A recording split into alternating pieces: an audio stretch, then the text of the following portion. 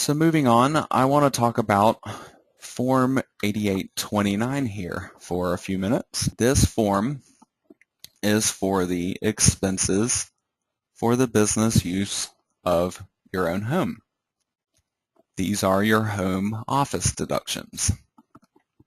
Now, there are two different ways that you can calculate this deduction here. Again, there is a simple method and there is a more complicated method.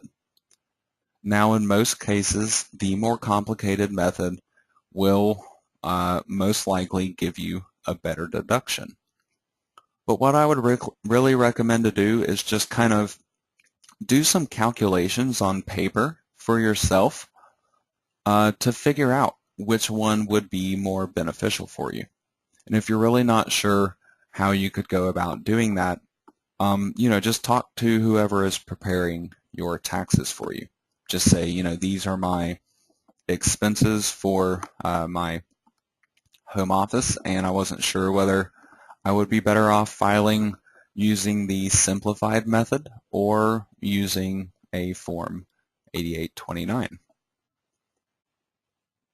So now, basically what you're doing here, if you are taking the simplified method, you figure out the square footage of your office space, and they only allow a maximum of 300 square feet using this simplified method. And then you multiply that number by $5, and that is your deduction for your home office expense.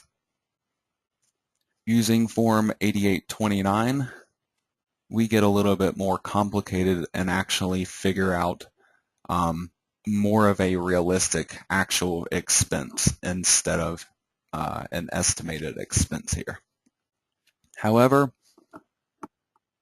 all of these situations using the simplified method or using Form 8829, it's something that you can only do if you are profitable. Whatever you're making directly from your business has to outweigh whatever you're spending on your business to be able to take this deduction. Now, again, I mentioned this a little bit earlier.